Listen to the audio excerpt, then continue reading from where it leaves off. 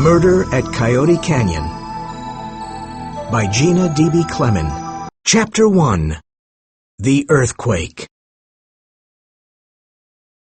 Portola Point, California is a lovely town on the Pacific coast north of Los Angeles.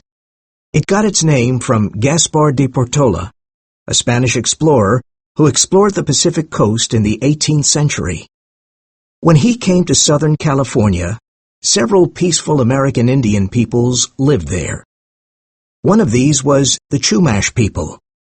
During the 19th century, the Spanish and American settlers took the land away from them and built roads, towns, and cities. The last members of the Chumash went to live on a small reservation near Portola Point.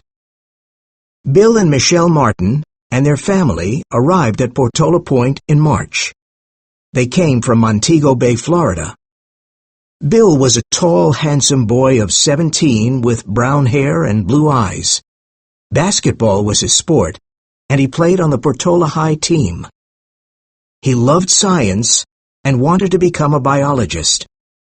His sister, Michelle, was a pretty girl of 16, with red hair and blue eyes. She played volleyball on the school team and wanted to become a journalist. Their father worked for an airline, and in March, he was transferred from Miami International Airport to Los Angeles International Airport. It was hard for Bill and Michelle to leave their friends at Montego Bay, but they often sent them emails and called them. They liked their new school, Portola High, and made friends there. Our story begins in July, a hot, sunny month in Southern California. School was over, and Bill and Michelle were enjoying their summer vacation in their new home. "Well, today's a big day," said Bill. "July 3rd. "Yeah, in 2 hours we'll see Nick again," said Michelle happily. "What time is his plane landing?" asked Mrs. Martin, a friendly woman of about 40. "At 11:15, said Bill. "The guest room is ready for him, and I hope you have a great vacation together," said Mrs. Martin. "It's almost time to drive to the airport." Nick Chan was one of Bill's best friends at Montego Bay, and he was coming to spend the month of July with the Martins. Nick was a Chinese-American boy of 17 and a good basketball player. He loved animals and wanted to become a vet. Nick's plane arrived on time, and the three friends were together again. "It's great to see you, Nick," said Bill excitedly. "We're going to have a wonderful July," said Michelle. "Thanks for inviting me," said Nick, smiling at Mrs. Martin and his two friends. "How's Rover?" asked Bill. Rover was Nick's dog. "Oh, he's fine. He always wants to play," said Nick. When they got back to Portola Point, Bill, Michelle, and Nick spent the day talking and laughing together. They were in the garden when they suddenly felt everything moving around them. "What's happening?" cried Nick. "Everything's moving." "Oh no!" cried Bill. "It's an earthquake." "Another earthquake!" cried Michelle, who was scared. The three friends looked at each other. Their faces were white. They didn't know what to do. Nick's glass of juice fell off the garden table to the ground. Then suddenly, the earthquake stopped. "This is the third earthquake in 2 months," said Michelle. "The last one damaged several new houses in Coyote Canyon. That's where the expensive homes are, and they're building more there." "The small cracks in our kitchen wall are from the first earthquake in May," said Bill. "And the big, long crack in my bedroom is from the earthquake last month," said Michelle. "I covered it with a poster of you two." "Well, this is my first California earthquake," said Nick, who was a bit nervous. "Southern California is a beautiful place, but we're right on top of the San Andreas Fault," said Bill. "There are lots of earthquakes in California, and scientists say a big one is coming, but they don't know when." "Gee," said Nick, worried. "I read about the San Andreas Fault in my science book, but you guys live right on it." Suddenly, everything started shaking again for about 5 seconds. "It's an aftershock," said Bill, looking at Nick and Michelle nervously. "Let's hope these earthquakes stop before tomorrow." "Yeah," said Michelle. Tomorrow's the 4th of July, and there's a big parade, a Western rodeo, and a barbecue. You'll see some real American Indians from the Chumash Reservation in the parade, said Bill. Sounds like fun, said Nick, trying to forget about the earthquake. Chapter 2. Wild Wolf.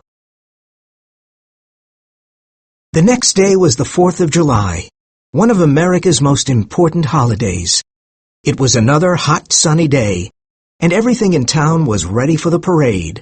Red, white, and blue decorations and American flags were everywhere. The parade was the first event of the morning, followed by the town barbecue at Blue River Park and the Western Rodeo. Music, dancing, and fireworks were part of the evening program.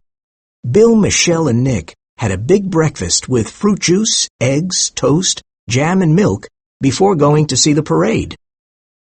Dad and I are coming to see the parade a bit later, said Mrs. Martin, who was reading the morning paper. We'll see you at the barbecue. Have fun. Thanks for the great breakfast, Mrs. Martin, said Nick. Thanks, Mom, said Michelle, running out of the door with Bill and Nick. There was a crowd of people on Main Street who wanted to see the parade. It started with the marching band of Portola High School with 12 majorettes in colorful uniforms.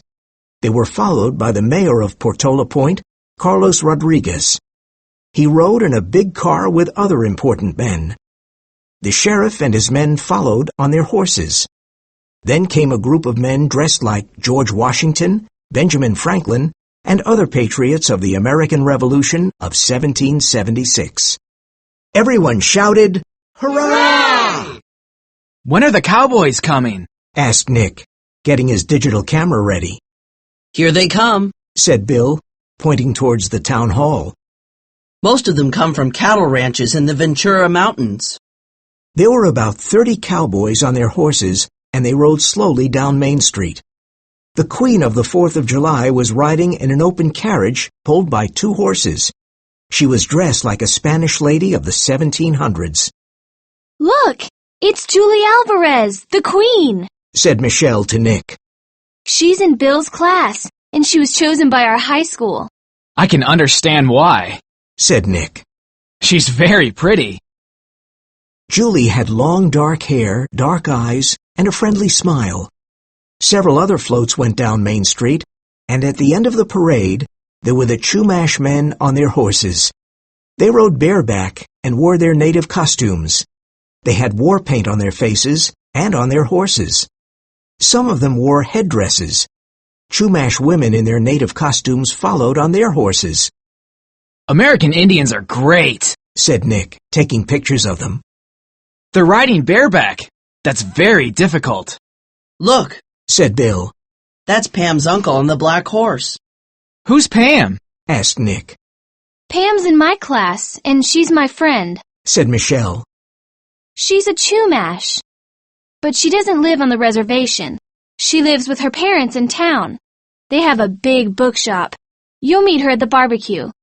Wow, said Nick. An American Indian. I want to meet her.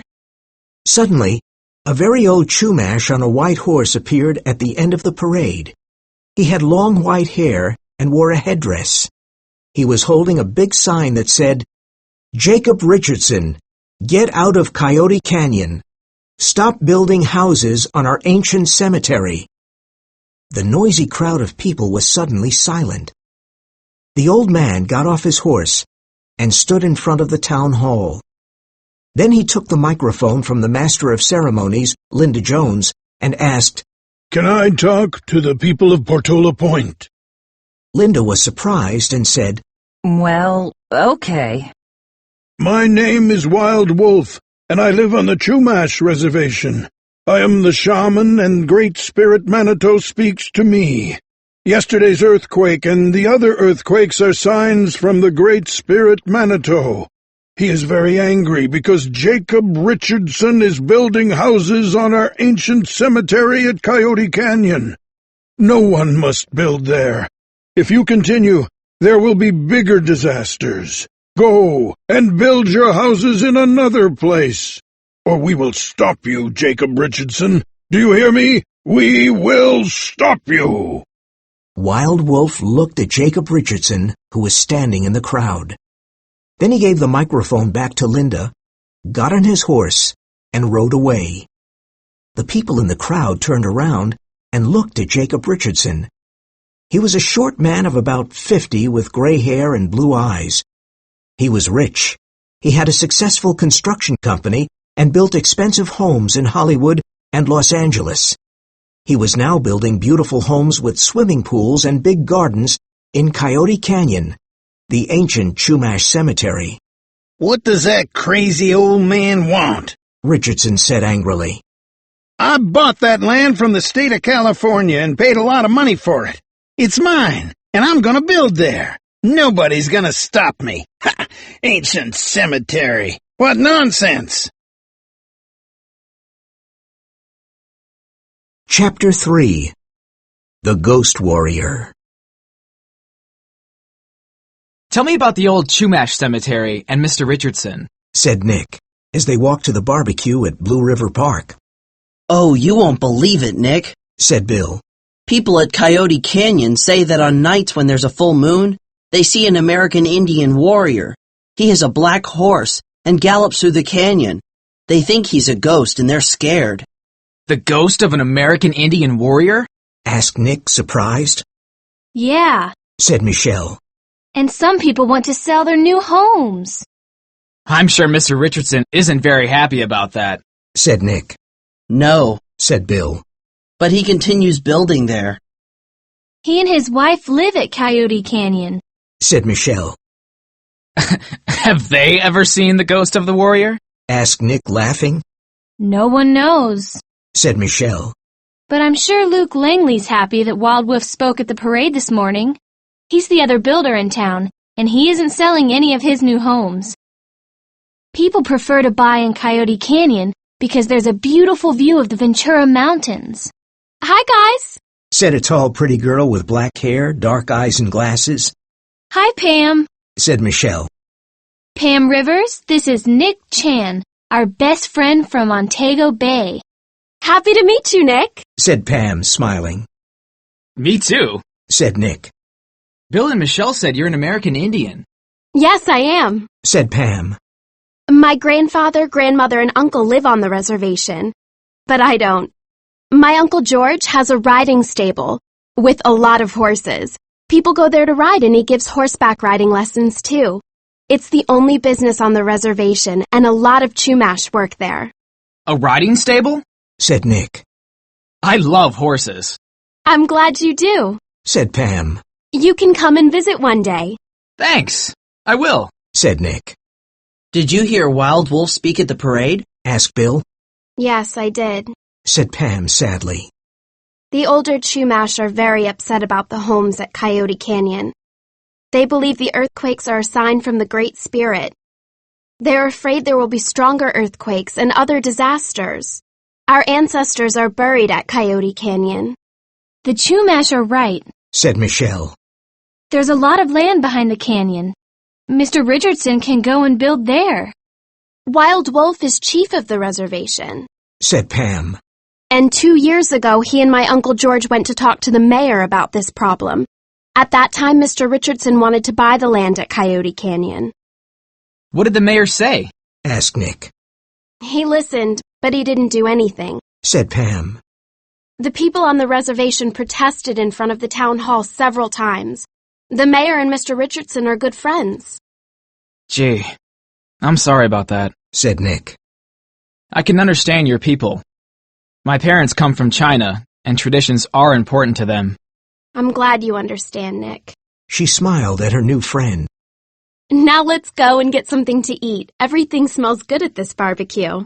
Yeah, Said Bill. look at those steaks. The four friends enjoyed the food and talked to other people they knew. The rodeo started late in the afternoon, and it was an exciting show. Cowboys from all over California rode bucking broncos and bulls. How can the cowboys stay on those bucking broncos? Asked Nick. It takes years of practice. Said Pam. That evening, everyone went to Blue River Park to listen to live music, dance, and watch the beautiful fireworks. Jacob Richardson did not go to the celebration at Blue River Park because he was angry. He stayed at home with his wife, and they had dinner in their big garden. It was a warm, silent night, and they talked together until about 11 o'clock. Those Chumash are gonna make a lot of trouble for me, Meg, he said nervously. What are you going to do? Asked Meg Richardson. I'm going to talk to Rodriguez on Monday, he said. I have to stop them. Oh, Jacob, said Meg. please listen to my advice. Stop building there. The Chumash are very angry. Try and understand them. There's a lot of good land behind the canyon. Coyote Canyon is the best place, Meg, and I'm not stopping, said Jacob Richardson. What's that noise? Asked Meg, turning around to look at the tall trees at the back of the garden. It sounds like a horse, said Jacob, getting up and looking at the trees. In the distance, he saw a rider on a black horse holding a spear. He had long black hair, and his face and body had war paint. His horse had war paint, too. Meg Richardson screamed. The ghost warrior! The warrior galloped towards Jacob Richardson, lifted his long spear, and threw it at him. The spear hit him in the heart, and he fell to the ground. The warrior galloped away into the night. Jacob! Jacob! Cried his wife, running to her husband, who was already dead. She was terrified, and for a moment she couldn't move. She stared at the long spear in her husband's heart. Jacob, say something to me! She cried. She took her cell phone and immediately called an ambulance. Chapter 5. War Paint. Hi, Uncle George, said Pam. These are my friends, Bill and Michelle Martin and Nick Chan. Can we show them the stable and the horses? Happy to meet you, said Uncle George. He was a big man of about 40 with long black hair, a silver necklace, and friendly dark eyes. Welcome to our reservation. Come with me and we'll visit the stable. The sheriff and his men are here too. They're looking at the horses. Suddenly his eyes became sad. He was worried. They entered the big stable and saw a sign on the wall. Riding lessons on Tuesday, Thursday, and Saturday at 10 a.m. and 4 p.m. Some people were cleaning the horses and the stable, and others were getting ready to ride. This is interesting, said Nick. A western stable with horses. Can I take some pictures? Sure. Uncle George laughed and gave Nick, Bill, and Michelle some sugar cubes. Here, you can give them to the horses. They love sugar cubes. It's a good way to make friends with a horse. Follow me, said Pam. I want to show you Ginger, a beautiful Arabian stallion and my favorite horse. She loves sugar cubes. When they left the stable, they saw the sheriff and Professor Massey talking with Uncle George. We'll come back later today, said Sheriff Lopez. Professor Massey wants to check something at the university. The sheriff got into his car and drove away. Professor Massey smiled at Uncle George and said, Don't worry, George. We're just checking a few things. Dan, said Uncle George. We're old friends. You know me and my people. We're not murderers. Wild Wolf said a lot of strange things and he didn't like Richardson. But he didn't kill him. George, said Dan Massey, I believe you. Today the sheriff's going to talk to Luke Langley. Langley hated Richardson, and everyone knows that. He never even talked to him. Richardson was his biggest competitor. No one wants to buy Langley's houses. He had a good reason to kill Richardson. Uncle George and Massey talked for a few minutes, and then Massey got into his Jeep and drove away. Oh, that cool Jeep belongs to the professor, said Nick. Lucky. And he has a personalized plate, too, said Michelle. Those plates are expensive. He's a cool guy. After lunch, Pam took her friends to visit the Chumash Museum. Before leaving the reservation, They went back to the stable. Look, the sheriff's back again, said Bill. And he's talking to my uncle, said Pam. Let's sit outside and listen. George, said the sheriff. We think the horse of the Richardson murder comes from your stable. We found some war paint on several horses. Of course, said George Rivers calmly. We put war paint on the horses yesterday morning before the parade, and yesterday evening we washed most of it off. Do you lock the stable doors at night? asked the sheriff. We usually do, said George. But it's not difficult to get into the stables. We always keep a few windows open for the horses, because they need fresh air. Anyone can get in through an open window. Where were you last night at about 11 o'clock? asked the sheriff. Do you suspect me? asked George nervously. I suspect all of the men on this reservation, said the sheriff calmly. Please, answer my question. I was here at the reservation with my father, said George. We watched the fireworks. Did you see or hear anything unusual at the stable? asked the sheriff. The stable is far from my house and the other houses, said George. Sheriff, can I ask you a question? Of course you can, said the sheriff. Did you find any fingerprints on the spear? asked George. No, said the sheriff. There were none. The murderer probably wore gloves. But the spear is a Chumash spear. There are many of them at the Chumash Museum. Did you talk to Luke Langley? asked George. Of course we did, said Sheriff Lopez. He was driving to a party in Hollywood last night, but no one was with him. We suspect him too. The sheriff walked back to his car and got in. Suddenly, his cell phone rang and he answered it. He looked worried. This is an emergency call, he said to his men. I just talked to the Los Angeles police. They said Luke Langley has just driven across the Mexican border. I gave the border police his name early this afternoon. He's left the United States, so it's going to be hard to find him now. I've got to contact the Mexican police. The sheriff's car drove off quickly. Oh, good. He went away, said Pam, going to her uncle. What's happening? Pam, things are serious, said Uncle George. The sheriff suspects all of the men on the reservation. Did you hear the conversation? We were sitting on the bench near the stable, and we heard everything, said Pam, sadly. The sheriff's wrong. No one on the reservation killed Jacob Richardson. How can we discover the truth? asked Bill. Everyone was silent and worried. Suddenly, Wild Wolf came to the stable to talk to George. They spoke in Chumash. Then Wild Wolf looked at the 4 teenagers and smiled. Perhaps there is a way to discover the truth, he said softly. How? asked Michelle. There's a full moon tomorrow night, he said mysteriously. Come back here tomorrow night, all 4 of you. George can pick you up at Portola Point, and then he can drive you back. Tomorrow night? asked Bill, confused. Yes, tomorrow night, said Wild Wolf, walking away. Chapter 6. A Night in the Forest.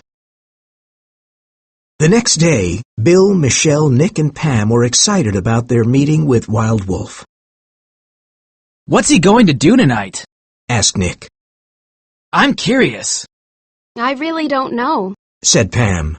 But there's a full moon and... And what? asked Michelle. Is this some kind of Native American magic? Why does he need the full moon? asked Bill. Wait until tonight and you'll see, answered Pam mysteriously. Well, it's another hot day, said Bill, looking outside the window. Let's go to the beach and take a swim in the ocean. Then we can have a picnic lunch on the beach. Sure, said Michelle. and we can play volleyball in the afternoon. Pam, let's wear our new swimsuits. Good idea. said Pam. Let's wear the ones we bought at Surf and Swim last week. We'll look super. let's go for it. said Nick. Don't forget the volleyball, Michelle. There were a lot of people on the long sandy beach. Some young men were surfing. The ocean water was cold, but the 4 friends took a long swim. After lunch, They played volleyball with some high school friends, the girls against the boys, and the boys won. At 9 o'clock in the evening, George Rivers drove the four friends to the reservation. Wild Wolf's waiting for you in the forest, he said. Follow me. Bill, Michelle, Nick, and Pam followed him to the forest. There was a full moon, and Wild Wolf was sitting near a small fire. He was wearing his headdress, a silver necklace, a long white robe, and moccasins. There was a big bowl of water in front of him. "Only the young people can stay," he said quietly. "The Great Spirit speaks only to those with a pure heart." This is an ancient custom of ours, said George. It's called scrying. What's that? asked Michelle, Bill, and Nick. Scrying is when a shaman looks into a bowl of water at night until he sees an image or a name, said George. There must be a full moon. Wild Wolf is looking for the name of Richardson's murderer. He thinks the Great Spirit will tell him. Is this magic? asked Nick. It's a custom of ours, and only the shaman can do it, said George. Our people did this before the white men came to North America. I'll come back later. This is interesting, said Michelle, looking at Wild Wolf. Thanks for letting us take part. Wild Wolf looked up and said, "I'm glad you're here. Please, sit down." The four friends sat down around the fire. Wild Wolf put out his hands over the big bowl of water and said some words in Chumash. He repeated the same words again and again. Then he looked at the bowl of water in silence. He moved his hands over the bowl slowly and repeated other words in Chumash. Then he was silent again. This went on for some time. Suddenly, Wild Wolf spoke.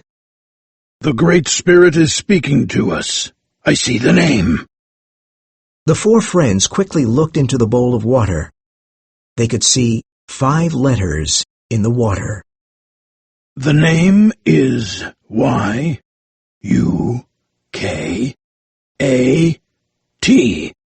Yucat. Yucat!" he cried. "It's an American Indian last name, but not Chumash." This is amazing, said Bill. I can see the name too. Me too, said Michelle, Nick, and Pam together. They stared at the bowl and were amazed. Wild Wolf said other words in Chumash, and then looked at Bill. "You and your friends have a pure heart. Now you have to find Yucat." Who's Yucat, and how can we find him? asked Bill. At that moment, George came near the fire. Wild Wolf told him what happened. Yucat is a last name that belongs to the old Tongva people that lived east of Los Angeles, said George. Did Richardson know anyone called Yucat? That's a big question, said Pam. East of Los Angeles, said George, thinking. Did Jacob Richardson build homes near Los Angeles? Did he have any enemies there? How can we find out? Gee, said Nick. Is this another mystery to solve? I think so, said Bill seriously. Everyone was silent for a moment. Well, the best way to find out about a name is the newspaper library of a big city, said Michelle. A newspaper library is like a history book. It has all the newspaper articles about everything that happened in the past. And what newspaper has the biggest library in Southern California? The Los Angeles Gazette, said Bill. "You kids are smart," said Wild Wolf. "You know everything." We like solving mysteries, said Nick proudly. Bill, Michelle, and I solved a big one in Montego Bay last year. Well, good luck on this one, said George. I really hope you can help us. "The 4 young people will help us," said Wild Wolf, looking at them with his kind, dark eyes. "I know it." We'll try hard, said Bill.